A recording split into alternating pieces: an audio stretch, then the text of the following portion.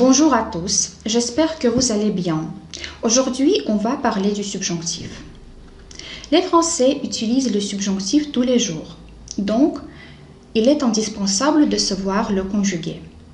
Dans les livres de grammaire, on vous dit généralement de former le subjonctif présent à partir de la troisième personne du pluriel, c'est-à-dire « il ». Cette règle ne fonctionne pas pour tous les verbes. La principale difficulté que vous avez quand vous conjuguez un verbe au subjonctif présent, c'est que le verbe peut avoir plusieurs bases. Pour éviter de vous tromper quand vous conjuguez un verbe au subjonctif présent, je vous conseille donc de prendre la première personne du pluriel « nous » et la troisième personne du pluriel « il ». Nous allons prendre deux exemples, le verbe « aimer » et le verbe « prendre ». Commençons par le verbe « aimer ». Conjuguons le verbe avec les deux formes « nous » et « il » du présent. Nous aimons, ils aiment. Supprimez ensuite les terminaisons. Vous obtenez la base aime, A-I-M. Le verbe aimer ne présente pas de difficulté puisqu'il est constitué d'une seule base.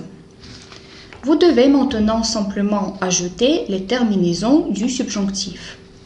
E, ES, E, IONS, IEZ, ENT. Pour conjuguer un verbe au subjonctif présent, vous devez le conjuguer avec la conjonction que. Conjuguons maintenant le verbe dans sa totalité. Que j'aime, que tu aimes, qu'il aime. Que nous aimions, que vous aimiez, qu'ils aiment. Prenons maintenant notre deuxième exemple, le verbe prendre. Conjuguons-le avec le nous et le il du présent. Nous prenons, ils prennent. Supprimez ensuite les terminaisons du présent. Vous obtenez deux bases différentes. Prennent, prennent. Pour la base formée à partir de nous du présent, c'est-à-dire prennent, vous allez ajouter les terminaisons IONS et IEZ. Prenions, preniez. Pour la base formée à partir de il, c'est-à-dire prennent, vous allez ajouter les terminaisons restantes. E, ES, E, ENT.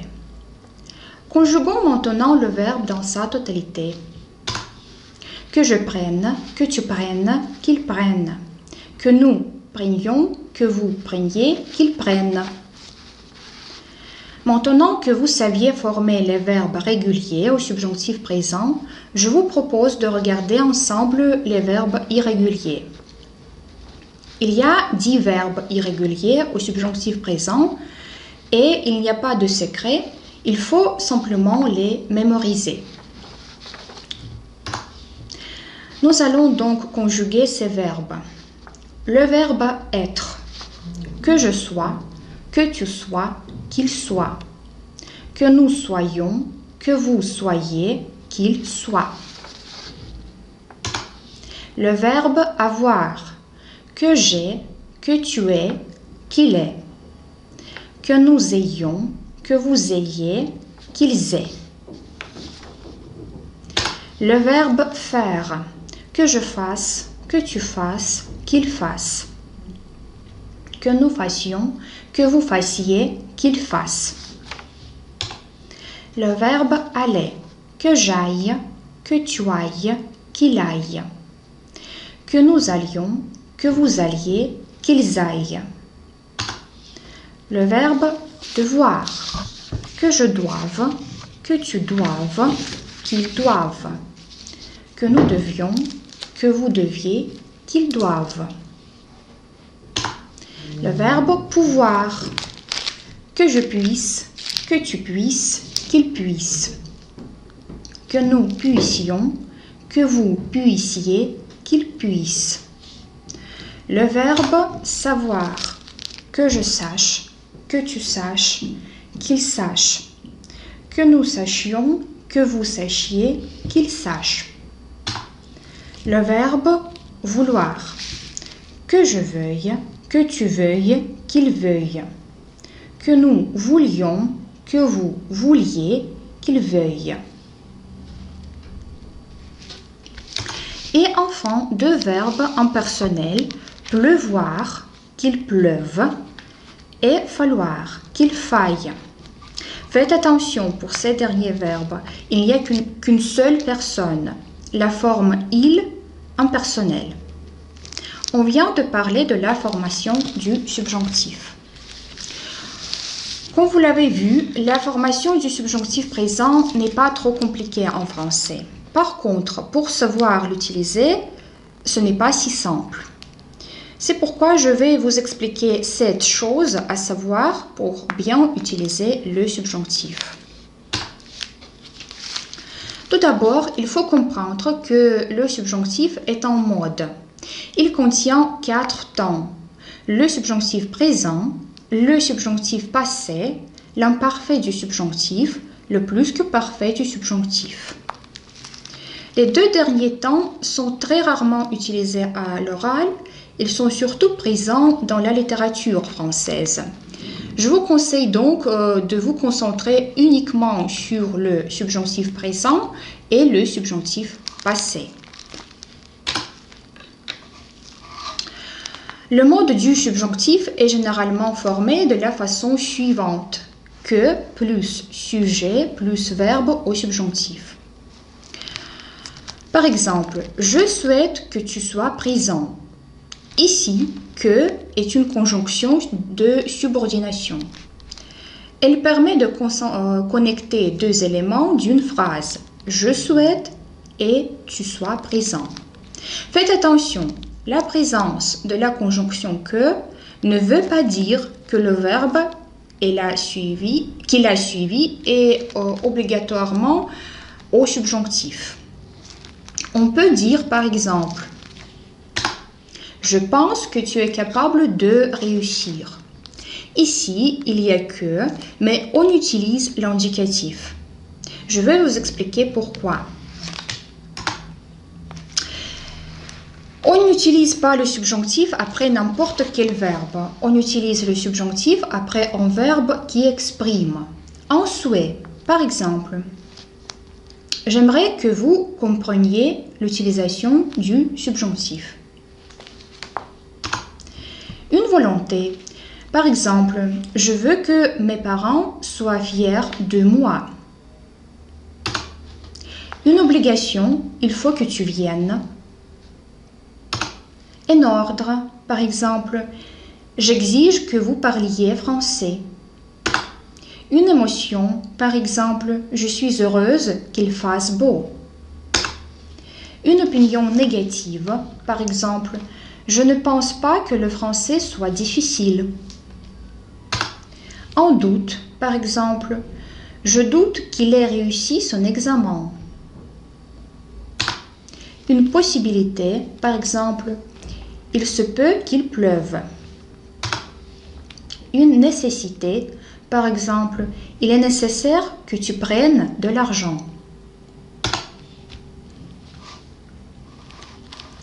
Bien sûr, il existe d'autres verbes qui sont suivis du subjonctif, mais je viens de citer les verbes qui sont les plus utilisés par les Français. Pour utiliser le français, vous devez utiliser deux sujets différents. S'il n'y a qu'un seul sujet, vous devez utiliser l'infinitif, même s'il y a un verbe introducteur qui demande le subjonctif. Par exemple, je regrette d'être là. Ici, un verbe introducteur regrette qui exprime un sentiment. Mais il n'y a qu'un seul sujet, je.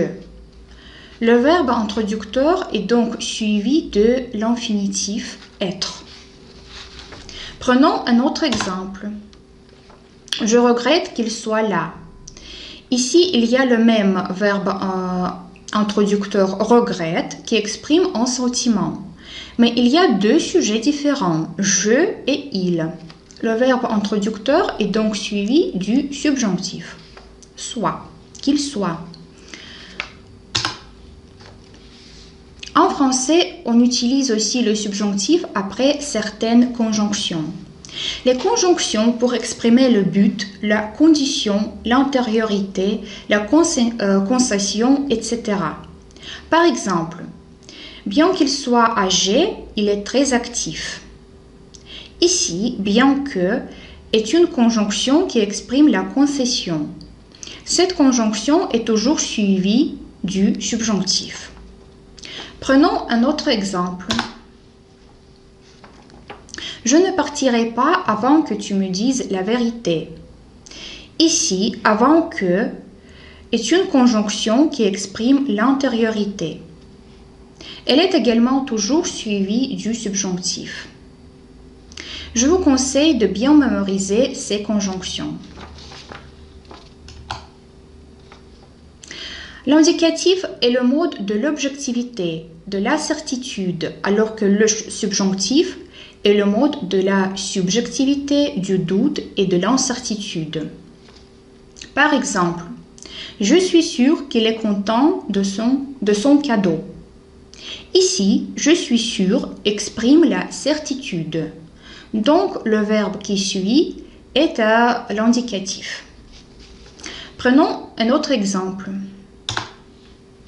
Je ne suis pas certaine qu'il soit content de son cadeau. Ici, je ne suis pas certaine exprime l'incertitude. On utilise alors le mode subjonctif.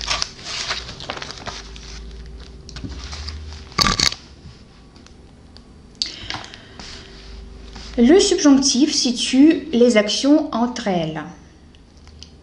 Le subjonctif présent permet de situer les actions entre elles dans une phrase. Le temps de la principale n'a pas d'importance. Le verbe peut être au présent, au passé, au conditionnel, peu importe. Ce qui est important avec le subjonctif, c'est de situer l'action de la subordonnée par rapport à l'action de la principale. On utilise le subjonctif présent pour exprimer la simultanéité ou la postériorité. Par exemple, Paul a demandé que Marie achète du pain.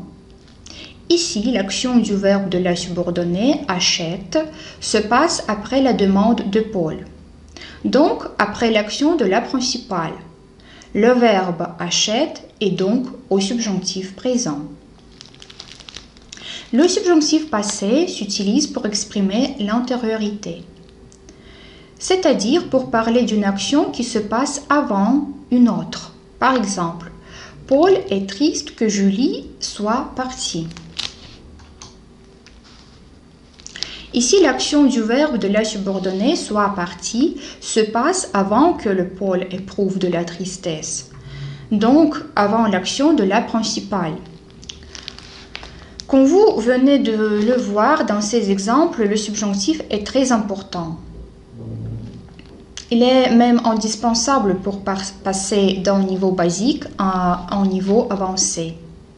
Les Français l'utilisent d'ailleurs tous les jours. Merci beaucoup d'avoir suivi mes explications. Je vous souhaite du succès dans votre apprentissage du français. J'espère que cette vidéo a été utile et informative pour vous. Bonne journée et au revoir.